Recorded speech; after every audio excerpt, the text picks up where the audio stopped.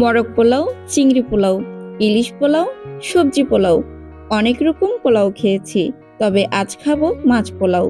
শুনেছি উত্তরবঙ্গের ঐতিহ্যবাহী এই মাছ পোলাও নাকি খেতে ভীষণ মজার। প্রিয় দর্শক, আসসালামু আলাইকুম। আমি যারা চট্টগ্রাম থেকে সবাইকে ওয়েলকাম করছি আরও একটি নতুন এপিসোড দেখার জন্য। আজকের পর্বে আপনাদের তৈরি করে দেখাবো বগুড়ার বিখ্যাত মাছ পোলাও। এই মাছ পোলাও অনেকে খেয়েছেন অথবা অনেকে এখনো খেয়ে দেখেননি। আজকে বড় মাছ দিয়ে সম্পূর্ণ রেসিপিটি শেয়ার করছি। আশা করছি দারুণ মজার রেসিপিটি আপনাদের কাছেও অনেক বেশি ভালো লাগবে। আর কারা কারা উত্তরবঙ্গ থেকে দেখছেন অবশ্যই কমেন্টস করে জানাবেন। তাহলে চলুন মূল রেসিপিতে চলে যাই। এই মাছ পোলাও রান্না করার জন্য বেসিক যে উপকরণ সেটা হচ্ছে মাছ। তো এখানে আমি রুই মাছ নিয়েছি, আপনারা চাইলে কিন্তু কাতলা মাছও নিতে পারেন, তবে চেষ্টা করবেন একটু বড় সাইজের মাছ নেওয়ার জন্য। এখানে আমি একটা মাছ 1 কেজি ওজনের মতো হবে এরকমই মাছ নিয়েছি। তো বাকি কি কি উপকরণ লাগছে দেখিয়ে দিচ্ছি। নিয়েছি পেঁয়াজ, রসুন, তারপর হচ্ছে দারচিনি, সেই সাথে নিয়েছি শুকনো লাল মরিচ, তারপর হচ্ছে তেজপাতা, এলাচ নিয়ে নিয়েছি বেশ কয়েকটা। আমি পরিমাণগুলো পরবর্তীতে আপনাদেরকে দেখিয়ে দিব। এখানে কি কি উপকরণ লাগছে জাস্ট এটাই আপনাদেরকে দেখিয়ে দিচ্ছি। এই পোলাও রান্না করার ক্ষেত্রে 3 টাইপেরই মরিচ লাগবে, তাই আমি কাঁচা মরিচটাও নিয়ে নিয়েছি, সেই সাথে শসা আর লেবুটাও নিয়ে নিলাম। তারপর আমাদের লাগছে আদা। এখন হচ্ছে নিয়ে নিচ্ছি চাল। এখানে আমি চিনিগুড়া সুগন্ধি আতপ চালটা নিয়েছি 1/2 কেজির মতো। আপনারা চাইলে কিন্তু ভাত রান্না করা হয় এরকম সিদ্ধ চাল দিয়েও রান্না করতে পারবেন, তবে সেক্ষেত্রে চালটা একটু চিকন টাইপের নেওয়ার ট্রাই করবেন, তাহলে কিন্তু এই পোলাওটা খেতে ভীষণ ভালো লাগবে। তো আমি অফ ক্যামেরায় সব কিছু রেডি করে নিয়েছি। মাছটাকে কেটে 3 টুকরো মতো মাছ নিয়েছি, যেহেতু আমার চাল হচ্ছে 1/2 কেজি। 3 টুকরো মাছ আর একটা মাছের মাথা নিয়েছি। আর চালটাকে খুব ভালো করে ধুয়ে পানি ঝরিয়ে নিয়েছি। আর বাকি যে মশলাগুলো ছিল সেগুলোকে পেস্ট করে পেঁয়াজটাকে কুচি করে নিয়েছি। এখন হচ্ছে মূল রান্নায় চলে যাচ্ছি। চুলায় একটা কড়াই বসিয়ে এখানে 1/2 কাপ রান্না করার রেগুলার তেল দিয়ে দিচ্ছি। তেলটা সামান্য গরম হয়ে আসলে দিয়ে দিচ্ছি 1 কাপ পেঁয়াজ কুচি।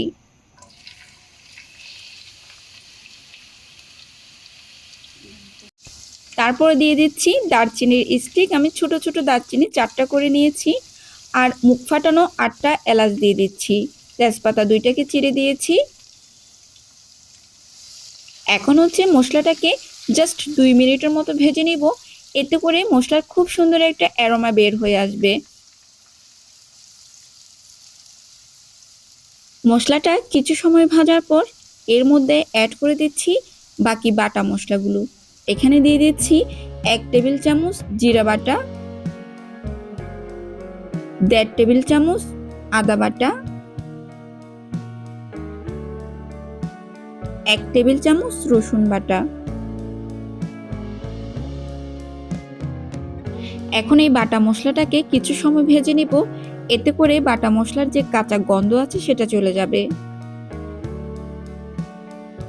তো আমি প্রায় 3 মিনিটের মতো এই মশলাগুলোকে ভেজে নিয়েছি। এখন হচ্ছে দিয়ে দিচ্ছি স্বাদ মতো লবণ।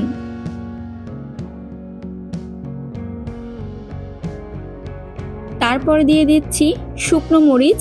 এখানে আমি 6টা শুকনো মরিচ দিচ্ছি, আর হচ্ছে 6টা দিয়ে দিচ্ছি কাঁচা মরিচ। এটা একটু ঝাল টাইপের হবে, তবে অতটা ঝাল না, যেহেতু আমি মরিচগুলো কেটে দিইনি। আর 1 চা চামচ দিয়ে দিচ্ছি লাল মরিচের গুঁড়া। হলুদের গুঁড়া দিয়ে দিচ্ছি 1 চা চামচ, সেই সাথে দিয়ে দিচ্ছি ধনিয়া গুঁড়া 1 চা চামচ। এখন হচ্ছে সব মশলাকে কিছু সময় তেলের মধ্যে ভেজে নিব। আর খেয়াল রাখবেন মশলাটা যেন পুড়ে না যায়, যেহেতু এখানে কোনো টাইপের পানি দেওয়া হয়নি, তাই একটু চুলার হিটটাকে মিডিয়াম করেই তারপরে হচ্ছে মশলাটাকে কষিয়ে নেবেন। তো আমি আরো ভালো করে কষানোর জন্য 1 কাপ পানি দিয়ে দিচ্ছি।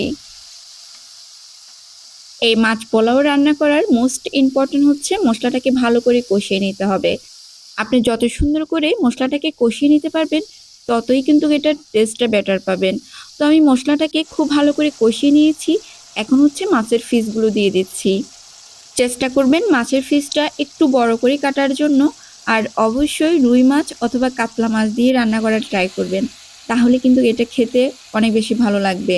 তো আমি মাছটা দেওয়ার পর মাছটাকে মশলার সাথে আবারও কিছু সময় কষিয়ে নিব।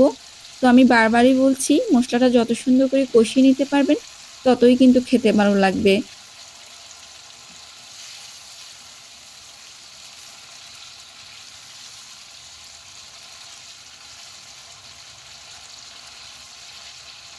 চুলার হিটটাকে একদম লো করে 5 মিনিটের মতো কষিয়ে নিয়েছি। এখন দিয়ে দিচ্ছি 1 কাপ পানি।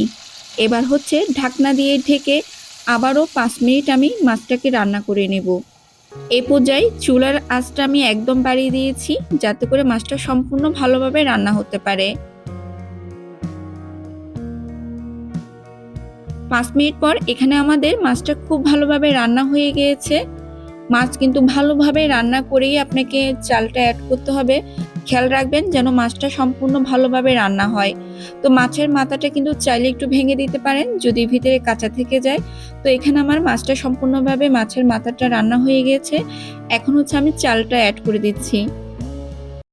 তো আমি আগে থেকে যেহেতু চালের পানিটা ঝরিয়ে নিয়েছি, এখানে কোনো এক্সট্রা পানি নেই, তাই একটু চুলার হিটটাকে একদম লো করে আমি মাছের সাথে কিছু সময় চালটাকে ভুনে নিব, জাস্ট কষিয়ে নিব 5-6 মিনিটের মতো।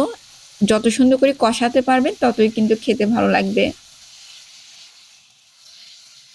এই মাছের সাথে যদি আপনি চালটাকে কিছু সময় ভেজে নেন, তাহলে যেমন একটা খুশবু পাবেন, ঠিক তেমনই এই রাইসটা অনেক বেশি ঝরঝরে হবে। এই পর্যায়ে আমি দিয়ে দিচ্ছি ফুটানো গরম পানি। এখানে আমি হাফ কেজির মতো চাল নিয়েছি, তাই 3 কাপ গরম পানি দিচ্ছি।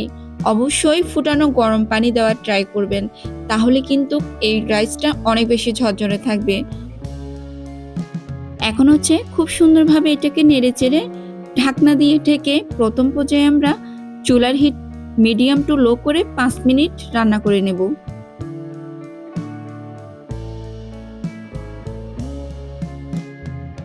5 মিনিট পর বেশ কিছুটা পানি কমে গিয়েছে আর চালও কিন্তু 50% মতো ফুটে গিয়েছে। বাকিটা আমরা দমের উপরে দিয়েই ফুটিয়ে নিব। এর জন্য ঢাকনা দিয়ে ঢেকে একটা সাপোর্টিং তাওয়ার উপরে রেখে 10 মিনিটের মতো আমরা দমের উপরে রেখে দিব। তো আজকে আমাদের মাছ পোলাও রান্না করা অলমোস্ট কমপ্লিট। দেখে নিশ্চয়ই বুঝতে পেরেছেন রাইসটা কতটা বেশি ঝরঝরে হয়েছে আর এটার খুশবুটা কত বেশি ভালো লেগেছে। এটা আপনারা রান্না না করলেই বুঝবেন না, আর না খেলেই বুঝবেন না এটা কত বেশি টেস্টি। বগুড়ার ঐতিহ্যবাহী মাছ পোলাও সত্যি অসাধারণ মজার। বাসায় একবার হলেও ট্রাই করবেন, তাহলেই বুঝতে পারবেন। আর এই খাবারটা উত্তরবঙ্গের লোকজন কলাপাতা করেই পরিবেশন করে থাকেন, কারণ কলাপাতা করে খেলে নাকি বেশি তৃপ্তি পাওয়া যায়। তো আমিও কিন্তু কলাপাতা করে খেয়েছি, আলহামদুলিল্লাহ আমার কাছে অনেক বেশি ভালো লেগেছে। আপনারাও একবার বাসায় ট্রাই করবেন। কলাপাতা করে খেতে হবে এমন কোনো কথা নেই, এমনিতেই খাবারটা অসাধারণ, খেয়ে দেখবেন। আমি সবসময় চেষ্টা করি ঐতিহ্যবাহী খাবারগুলো সুন্দরভাবে সহজ করে আপনাদের সামনে প্রেজেন্ট করার জন্য। আই হোপ আজকের রেসিপিটাও আপনাদের কাছে ভালো লেগেছে। যদি রেসিপি ভালো লেগে থাকে অবশ্যই লাইক কমেন্ট শেয়ার করতে ভুলবেন না, সেই সাথে আমার চ্যানেলটি সাবস্ক্রাইব করে রাখবেন। তো আজকের মতো এখানেই বিদায় নিচ্ছি, দেখা হবে নতুন কোনো রেসিপির সাথে। সে অবধি সবাই ভালো থাকবেন, সুস্থ থাকবেন। আল্লাহ হাফেজ।